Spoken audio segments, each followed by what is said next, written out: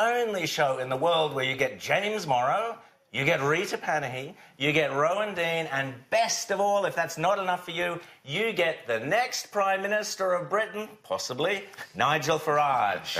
Good morning. Nigel, welcome to Outsiders. Thank you so much for coming on. Fantastic performance at CPAC last night. You did a stand-up panel with Peter Credlin, Mark Latham, Mark Meadows. It was absolutely riveting, stand-up ovation. The thing here is, it's a fascinating conundrum, Nigel, because the only thing that stands between you and the Prime Ministership of Britain is the thing you fought all your life to achieve, Brexit. Yeah. If Brexit happens, you don't become PM necessarily. If Brexit doesn't happen, you do. Hang on, I spent 27 years campaigning for Brexit when it was a very unfashionable thing to do. I was considered to be a complete nutcase. I mean, I still am by some, but you know, I was campaigning for something that wasn't even on the political agenda. Yep. Right? I fought for it, gained ground, got David Cameron to promise a referendum that he never thought he'd have to deliver, and then never thought he could possibly lose. I promise you, Boris has taken my playbook. You know, the European elections this year, I set up the Brexit Party. Within 6 weeks, we won this incredible victory. Boris has taken the playbook, word for word. I promise you, if he delivers a clean break Brexit on the 31st of October, I will be delighted, because I will have won. Absolutely. And politics isn't all about getting titles, rank and position.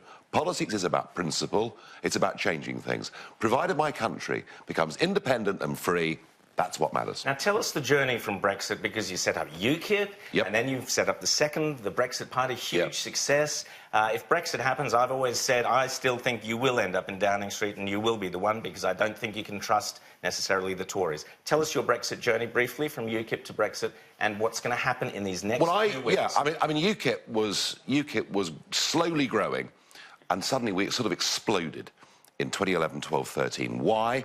Because we'd open up the door unconditionally to 10 former communist countries. We were told that migration would run at about 10 to 15,000 a year, and it ran at like a couple of 100,000 a year. And it just wasn't sustainable. It drove wages down, it really dislocated communities in towns and cities. So that was the real key. That pushed it up. When we got to the referendum, and we won the referendum, and both Theresa May and Jeremy Corbyn both promised in the general election that followed, vote for us, we will honour the result of the referendum. You know something? Naively, I actually believed them. Because I thought, we're living in a democracy. This is the United Kingdom. We invented the whole concept, you know, of parliamentary sovereignty, and we spread our model of democracy around the world. I believed them. I stood down as leader of UKIP. I got involved in media and travelling to Australia and America, LBC show, and enjoying life. And, you know, I said I want my life back. And 3 years on, nothing had been delivered. And I realised in February, March this year, we weren't going to leave. All the promises were going to be broken. We were heading rapidly towards a second referendum. Nobody within the Tory party had the guts to stand up and get rid of this appalling leader that we had in the former Theresa May. So I said, right, I am going back into the front lines. But I made a pledge. I said, if I have to do this all over again, I said, next time, it's no more Mr. Nice Guy. Fantastic. All right? So, good. So we've got you the non-nice Nigel Farage here. I think what I've done... Well, it's Sunday morning. I think what I've done, I've reset the agenda completely. Boris is saying all the right things, but remember, Theresa May said all the right things. The question here is, can we really trust Boris? So this is going to be the... So that's the question. Do you trust Boris? Do you think that come October 31st, we'll be sitting here, whatever the Sunday is after that, and saying, woohoo, they've had the no-deal Brexit and they're out? Or will there be something where they've walked it back and it's conditional and the Irish backstop has gotten in the way and Bojo is saying, we just need more time, or something like that? Well, look, I mean, Boris... So Mrs May did this new deal with Brussels, or a new treaty. It was, I mean, the worst deal in history. It was a shocker. The kind of thing that you'd only sign if you'd been beaten militarily in war and somebody had a gun to your head. It was awful. And Boris twice voted against it, because 3 times this came to the House of Commons. Twice Boris voted against it. He said, if we sign this, we become a slave state, a vassal state. And then the 3rd time of asking, he voted for it. So with Boris, you always think with Boris that it's a little bit more about his career advancement than it is about principle. Against that, what Boris is being told by, and it'll be Linton Crosby and people, the Wizard of Oz, as we call him, and what he will be being told is, if you drop the ball again, Farage will kill you at the next general election. So that's the balance he's got to weigh up. My guess is that the only way he can deliver Brexit is to have an early general election on the issue and get a majority. That's my guess. Do you do some kind of deal? Because we've seen the two recent by-elections. What's the... Well, look, I mean, I think the truth of it is, whatever Boris says, there'll be millions of people that say, look, he's entertaining, he's great fun. We'd quite like a private life like his. That is pushing it for a Sunday morning. But do we trust him? And I think the truth of it is that the support the Brexit Party has got, the belief that a goodly number of people have in me is such, I don't think he can win that election without my support.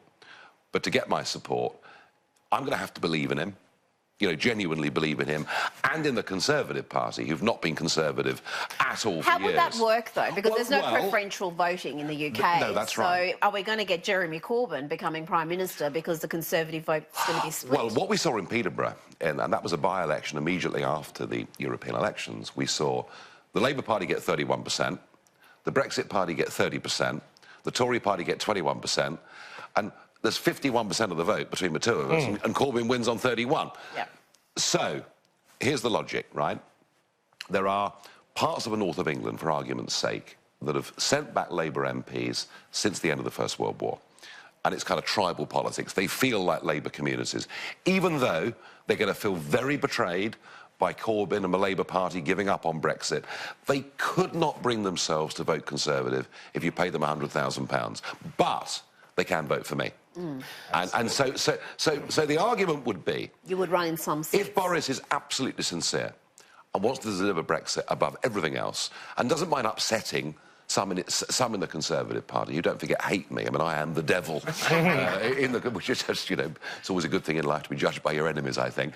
The logic would be, he says, look, Nigel, there are, I don't know, 80, 90, 100, whatever it may be, Labour seats that voted Brexit, that have been betrayed by the Labour Party. You've got a free run at those. Leave me the rest of the country. And you know what? Even today's opinion polling puts the two of us together on 47% and the Labour Party on 28%. Work it out. For this to happen, the Tories have to be scared of you. Now, you've got a plan for 600 people? Absolutely. So look, I mean, at the moment, what I'm doing is this. I announced last week my first 150 candidates and their constituencies, and I will be on the 27th of August holding a big rally in London, and I will stand on the stage, and there'll be 600 men and women around me, and I shall say, this is the People's Army. We are mobilised to fight the next general election. If you don't deliver Brexit, this is it, we're here. And so, I agree with you. The only way you get anything out of the British Conservative Party is by frightening the life out of them, by putting the fear of God into them. And I'm going to do that, you mark my words. If you had this partnership with Bojo, would you have a position in any government? Would you be... Oh, I don't know. I don't know. I really don't know. What would be the position you'd pick? Well, I was... because President Trump did once tweet that I should be the UK ambassador to Washington. Beautiful. Now, I tell you what, there'd be parties every night. It'd be absolutely fantastic. Quite honestly, what I would like to do... Look, I believe in the English-speaking peoples of the world. I believe in the Commonwealth. I believe in the remarkable relationship that we should have with Australia and New Zealand and Canada and India. And there is still potentially a great relationship there. I would see myself... If the government wanted me to help, I would see myself helping to try to get free trade deals in place with countries like this. Well, you speak of that, sorry, James, just quickly, you speak of that. We have here some Australian croissants, so you don't have to go to France anymore. No. Australian oranges, so you don't have to go to Spain anymore. You could trade exclusively with Australia. You could have the best camembert, the best red wines. You don't need well, Germany of course, or Italy. we could buy your wines a lot more cheaply than we are at the moment because we put big tariffs on Australian wine. The oranges we'll take. Croissants I have a slight problem with. Too many in Brussels. Well, no, I'm the honorary life president and founder of the Anti-Croissant League. Because that's a European breakfast. I like eggs and bacon. Excellent. James, where are the eggs and bacon? Where are they? We need some good American bacon and eggs and maybe a side steak as well. But I want to ask, though, you know, you've been out here, you've been talking about, you gave a speech at CPAC, and what are the themes that we see between the Liberals, who are our supposed conservatives here, and your conservatives back in the UK, and also to some extent the Republicans? Why is it, do you think, that centre-right parties have deserted their centre-right philosophy, underpinnings, foundations, to go in for all of these lefty obsessions, whether it's climate or open borders or whatever it might be? Talk us through what some of the similarities are between what's happened in Britain and, say, Australia and the United States, which gave them Trump. Well, look, you know, think about politics and where it operates. It happens in capital cities. Also in capital cities, you have mainstream media, you have the metropolitan elite.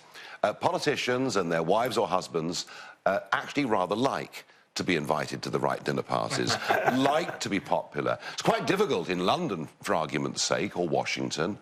If you're taking a tough line on immigration, you won't get invited to the right social parties. So it kind of... People get dragged towards this sort of social democrat centre. And the reason it happened is twofold. One, the growth of career politicians, the genuine career politician, the man or woman who's done nothing in the real world before going into Parliament. And secondly, the real answer is, why have the so-called Conservatives given up on their conservative bases? Because they could get away with it. Because nobody was challenging them. And that's what's changed. Until Brexit. That's what's changed. 2016, we saw Brexit and a challenge. In Italy, we've seen the Conservative Party, Berlusconi's party, almost wiped off the face of the earth by Salvini. In America, Trump just hijacked the Republican Party and took it on a new mission. So what you've seen, really, since 2016, is a reflection of those out in the country who've been ignored by Conservative parties.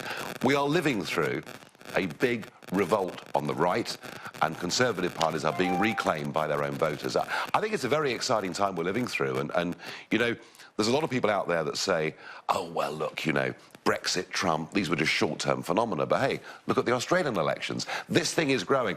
And the epicentre of all of this is the Brexit debate, because this is about globalism versus nationalism. This is the dividing line in our politics, and it actually crosses in many ways a lot of the old boundaries of left or right. Either you believe the nation-state is the essential building block, that you preserve your heritage, you defend your communities and your place in the world, or you believe we should be run by, you know, half-drunk bureaucrats in Brussels, people at the UN, or whatever it may be. I mean, that's what it's all about. Well, you mentioned the Morrison government. I'm interested in your thoughts on the former Prime Minister. You made some interesting comments about Malcolm Turnbull. Yes. Well, but isn't he classic of what I've just been talking about? Well, he came over and was he one of the ones who campaigned against Brexit? Was he ever? Absolutely. Oh, I'm not going to forget that in a hurry. No, I mean, you know, Turnbull, along with Obama, you know, was telling us, don't vote for Brexit, this would be a terrible thing. Even though it's better for Australia if Brexit happens. Isn't that the fascination? Clearly obvious that Brexit potentially could be really good. You know, I like Australian wines, I could buy a load more of them, and I'm just one consumer. Yeah, even though it was obviously against the Australian national interest, that's what he argued for, because he's a former Goldman Sachs committed globalist, you know, and that's what's been happening. The Conservative parties, you know, really were taken over by these people, and now, you know, the fight back is well, it's well underway, and we should be excited about it. So I didn't know how to describe your former Prime Minister, and I didn't want to be rude because I was on Australia. I know you're very plain-spoken people here. I thought calling him a snake was quite moderate, really. What do you think of Scott Morrison? Do you see him as a genuine Conservative, genuine centre-right leader? I think the jury's out as to exactly which direction he's going to take. I suspect that his instincts are good ones, but again, it comes down to courage. You know, real leaders have courage. Real leaders stand up and say things that in the short term are very unpopular, but in the medium and long term prove to be right. I mean, you know, Mrs. Thatcher, and you've got to picture of her here. And, I mean, Mrs. Thatcher, you know, very often would stand up and say, this is where we're going. This is the direction of travel. And her own party would sit in the House of Commons and swallow hard and examine their toe caps and not quite know what to do. Churchill too. But that's leadership. Leadership is about being brave. Leadership is about saying, you know, I'm on a journey, come and join me. Does Scott Morrison have within him the courage to do that? I don't know, but I would have to say this. It's a lot better than where you were. Exactly. Sorry, James. It was your 18th birthday, April the 3rd, 1982. It was. And you had this headline came up, we'll put it up on the screen, that Argentina had invaded the Falklands. And in the House of Commons, Margaret Thatcher started making commitments and what she was going to say. And I have the quote from Hansard here. Enoch Powell, yes, the much maligned Enoch Powell, said, the Prime Minister, shortly after she came into office, received a sobriquet. Sobriquet, is that the right word, Rita? Am I pronouncing it correctly? Good. Powell would have said sobriquet. Sobriquet. As the Iron Lady. Yeah. And the line that you heard was that in the next week or two, this House, the nation and the Right Honourable Lady herself will learn of what metal she is made. I remember that speech. I remember that speech. How inspirational was Thatcher to you? Do you know, that morning of the 3rd of... And it was my 18th birthday, just by coincidence, but that morning she called together an inner cabinet of, you know, the very closest, highest politicians in the land, nearly all chinless old Etonians, and they told her it can't be done. It's impossible. The Royal Navy's too small. The Falkland Islands are 8,000 miles away. Winter is coming. The Argentinians have been armed by our colleagues 21 miles across the channel in France with Exocet missiles, and that it was too risky and that it could not be done. And it's a great story, this. Admiral Sir Henry Leach was in London in civilian clothes that Saturday, attending family business, but knew what was going on. Said to a taxi driver, take me to the entrance of the House of Commons. He got there, he had no ID on him whatsoever. He spoke to the policeman. The policeman clearly saw the cut of this man's jib and thought, actually, he is the real deal. And the Admiral gradually worked his way through. And the Prime Minister was told, Admiral Sir Henry Leach is waiting for you outside. And she went out and said hello to him. And he could see from her face that she was being told this can't be done. And Leach said to her, he said, Prime Minister, we have a Royal Navy. It is in situations like this that we use it. He said, then I went beyond what I should have done as a military officer. I said, if you don't do this, this country will never be viewed by the rest of the world as being the same place ever again. And she went in and told the chinless wonders, we're going. But she had courage beyond. I mean... But you have displayed courage. You have displayed courage time and time again. You've still got the biggest fight of your hands, potentially, in the next 6 weeks or so. Yes, that's right. I mean, we're headed for an epic autumn. This is going to be, you know, this is big stuff. All the global forces will be against Brexit being completed. They will go to levels of total hysteria in terms of what we call Project Fear. Project Fear is you wake up every morning and switch on the BBC if you can bear to. And they tell you that, you know, companies are going to leave Britain, that we're going to lose millions of jobs, finish up living in caves, plagues of black locusts will come and descend on our land. You know, Project Fear is going to get into full tilt. And, yeah, I'm in this very funny position. I've reset the agenda. You know, very much the ball is now Boris's side of the court. If he shows great courage, if he shows great leadership, if he shows he's prepared to work with me and my supporters, we can get this over the line on the 31st of October, and it can be a fresh start and just a huge victory against the globalists, a huge victory for national democracy. So the ramifications, give us the global ramifications of this, as well as the European one. Do you know, it's very interesting, but Donald Trump has believed from day one that his first victory was the Brexit vote, that it was the Brexit vote that gave people hope, and that was kind of why I went and spoke in that presidential campaign, which is an amazing honour for me to go and do that. I mean, a huge thrill to go and do that. And I think if we get a proper Brexit, it will be the end of the European project. And the end of the European project is the end of the globalist project. You know, why is it the Hillary Clintons and others, the Malcolm Turnbulls, they love the Brussels project? Because, frankly, for them, it's the prototype for the kind of world governance that they actually want us all to live under. The United Nations. So, yeah, well, it's I mean, of course, luckily the UN hasn't got too much power. And we do need to have a forum where people meet. It's a question of whether we're doing this as nation-states cooperating as friends and neighbours in the world with shared common interests, or whether we're surrendering the ability to make those decisions. This is, I think, for the whole of the Western world, I think this battle over Brexit is absolutely key. But I will say this. Whether this happens on the 31st of October or not, this is going to happen. The genie is out of the bottle. The public have an appetite for this to happen. It is not going to go away. Who leaves next? Who leaves the EU next? There's talk of Italy. How do you see it? I think the real crisis that the European Union face is not the mild-mannered Brits. It's the Italians. And I think that you've now had 20 years of no growth in Italy. 20 years of zero growth. It's an incredible thing to think about for a country that, you know, back in the 90s, I mean, you know, when I worked in industry before being in politics, you know, I did a lot of business in northern Italy. They had some great manufacturing companies, a lot going for them. They got tied to the euro. It's a massive mistake to join the wrong currency. They've paid a hell of a price for it. The Greeks, in the face of all of this, just gave up. I don't see the Italians giving up. I think at some point there's going to be a massive rupture between the north and south of Europe. So I think in the end, I think Brexit begins the beginning of the end of the project. I think Italy completes it. James? Do countries in the east, Hungary, countries like that, do they wind up pulling further back away from Europe again as well? It's a funny one, that. So you've got Europe divided north to south by the euro. You know, Germany's, I mean, let's be frank about it. Germany's benefited, everybody else has suffered. Correct. All right, particularly the Mediterranean. You know, where you've still got youth unemployment rates of 40, 50% in some of these countries. It's just shocking. The other division in Europe is the east-west division.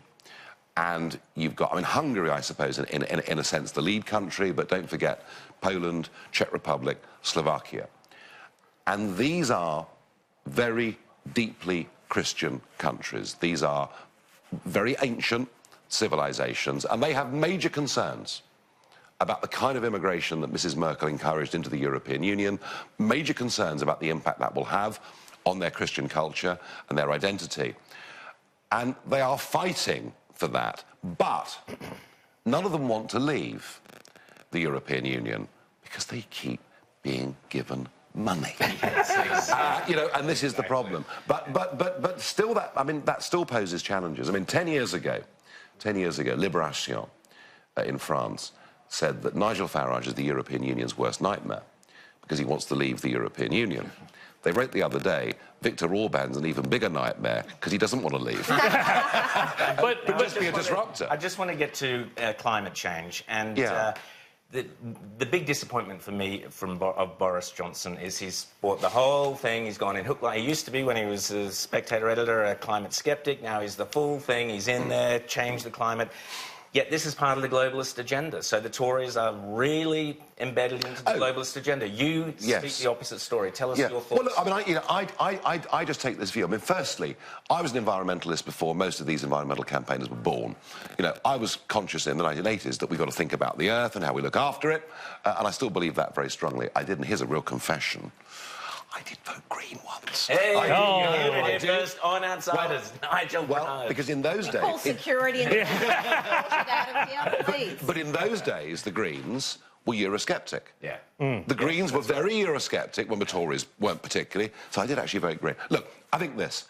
We're obsessing about carbon dioxide. I think to the detriment of worrying about real problems like deforestation on a massive scale. Clearly plastic in the oceans, which Sky have done so much to publicise, and good for them. But once we obsess about carbon dioxide, what about nitrous oxide? What about real pollution, rather than obsessing on what is a naturally occurring product on the planet? And I think we do that to our disadvantage.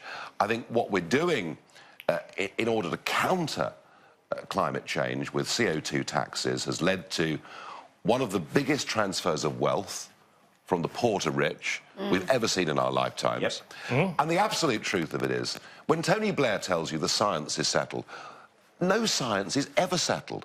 All science is always open to interpretation, to debate, and the whole British political establishment have absolutely got in with this. And I think we're in danger down the road of having power blackouts, of making our industry uncompetitive, of making the poor pay way too much for their bills, and all of it.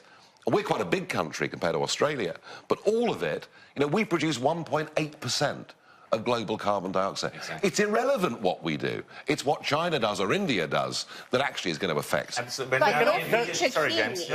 Just within 18 months, you could well be the Prime Minister, and God forbid it doesn't happen, but the monarch could at some point be Prince Charles, who has said that within 18 months it's all over, or 5 years. So he came to the European Parliament 10 years ago to tell us that within 7 years the polar ice cap would disappear completely. And at the end of his speech, I refused to stand. I just sat there like that. All I can say about the Queen and his succession is this. The Queen Mother was a chain-smoking gin drinker who did not look after herself at all and lived to 101. The Queen is 93 and looks fit. May she reign for a very long time. So I want to ask a question, though. In the next 18 months, we could see Prime Minister Nigel Farage. Now, Brexit happens under you, hard Brexit. Britain is out of that. What, and you've got the party is Brexit, but what does the rest of the policy look like, especially around foreign policy? How does Britain go it alone? Are we talking multilateral arrangements with the US, strengthening ties with NATO? How does Britain, under NATO, Brexit, sit? I want to hear a bit about that. I think Britain's place in the world with Brexit is perhaps one of the key considerations that I'm thinking about and debating already. NATO is under threat. You know, it's been a very successful military alliance. It's been there for over 70 years. The European Union now want to build their own European army. They will destroy NATO. I see an independent United Kingdom actually as being the voice in Europe saying, right, guys, either you start paying the bill for this or it's all over. You know, and I think that's a message that with our friends in the East will resonate. But what if the EU then says, well, fine, you know, go off on your own and do your own thing. We're going to build our own EU army, and you've got a navy in Britain, in Hormuz, that you're trying to deal with? Well, I think there is a way of dealing with that, and that's to go to Warsaw and Budapest and say, now, guys, you know, if Russia was to turn horrible in the next 20 years, who do you want defending you? America, the UK and NATO, or Mr. Juncker and the boys in Brussels? So I think we can win that argument. I was horrified a couple of weeks ago to hear Jeremy Hunt, when he was still Foreign Secretary, after the British ship had been impounded by the Iranians, to hear him say that no British commercial shipping would go through the Straits of Hormuz until we had a European naval defence force to look after us. I mean, and this is where we've been going. We've been getting this wrong. Look, and I've said this before, I'm going to say it again, I believe there is an extraordinary bond between the English-speaking peoples of the world, a shared history, a shared heritage, a shared culture. All right, there are things we disagree on, cricket, for example, but we have a hell of a lot in common. And what we did as a country by completely turning our backs on you in the 1970s, in, I think, the most shameful way, is forget who our real friends in the world were. And I want us to rebuild that alliance in terms of military, in terms of security, in terms of trade, in terms of cultural interchange, and all of those things. That, I think, is a great future, not just for us, but I think we can bring back together again the family of the English-speaking peoples of this world. Some people say it's sentimental. I don't think it is. I think it's real. Rita? I want to ask about your thoughts on Christina Keneally, the Shadow Home Affairs Minister, who was so outspoken about CPAC, helped sell it out. I love her. But she... Tell us your thoughts about her and how she characterised this event. Look, I think what we're seeing, you know, and kind of in a reaction, in a sense, to 2016, in 200 years' time, kids at school will learn about 2016. It was the year that everything changed. And kind of the reaction to, you know, Brexit, Trump, Salvini, all of these things, is that the left have become more and more extreme. You know, we've got Mr. Corbyn with his particularly sort of anti-British, pro-terrorist, anti-Semitic approach. Yep. We've got the Squad over in the States, who the President has great sport with, and you've got Keneally. And we've got to a very funny place. You know, for civilised democracy to work, you need the principle of losers' consent. We've kind of lost that since 2016. And we're now getting into the territory where people like her think that speakers should be banned from coming to Australia, that not just a sort of left-wing campus on a university, but a whole country should become a safe space. We've got a situation in the UK where the new leader of the Liberal Democrats says she wouldn't even accept the result of a second referendum if it said today. So the left have moved in this very fundamentally, and not even undemocratic, but anti-democratic direction. That's what you saw.